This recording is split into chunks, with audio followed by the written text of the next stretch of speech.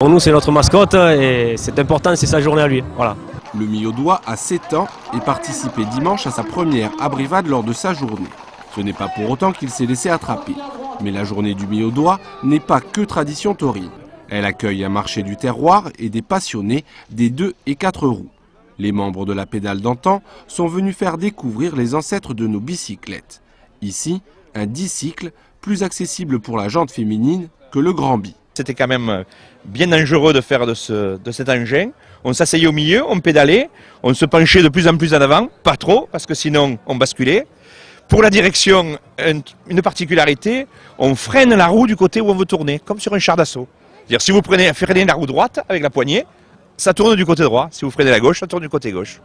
Le risque quand même, c'est de passer sous le vélo. Voilà, le risque, c'est comme sur le grand bi, dès que la tête dépasse l'axe de l'engin, vous basculez, il vous passe dessus. C'est un vélo qui en fait a la particularité d'avoir 2 vitesses sans changement de vitesse. Il suffit de pédaler dans un sens en avant pour avoir une vitesse et de pédaler en marche arrière par une. Donc vous pédalez en avant, vous avez la vitesse normale pour rouler en plat ou en descente. Et si vous pédalez en arrière, vous avez la vitesse pour monter les côtes avec une démultiplication qui se fait. Ouais. Ça doit être légèrement difficile de monter les côtes en pédalant en arrière finalement. Alors ça paraît difficile, les gens qui essayent et qui s'en servent, donc on défile avec celui-ci, disent que c'est très commode finalement, parce qu'on mouline bien en marche arrière et ça se passe très bien. En ce qui concerne les 4 roues, ce sont les vieux volants de Nîmes, fidèles depuis 3 ans, qui sont venus présenter leur véhicule, comme cette traction avant de 1951. Alors les particularités, c'est que ça reste quand même un moteur de 11 chevaux dessus. Et puis disons que c'est la particularité, la traction avant, c'est tout est à l'avant. Qu'est-ce qui vous a attiré dans ce véhicule?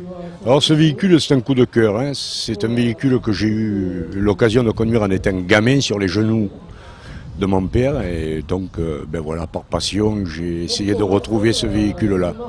Aujourd'hui, j'ai la Chambord là, de 1959, qui est du temps du général de Gaulle en fait, puisque le général de Gaulle avait la présidence, mais avec à l'arrière une roue de secours qui était encastrée dans la malle et le capot en fait découvrable, parce qu'effectivement le général de Gaulle était très grand, donc il passait sa tête et ses épaules au-dessus du capot.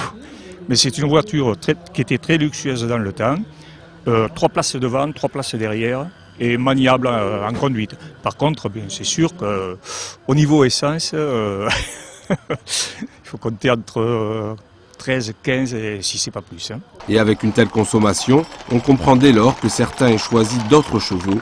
Il en va toujours ainsi du côté de Millau.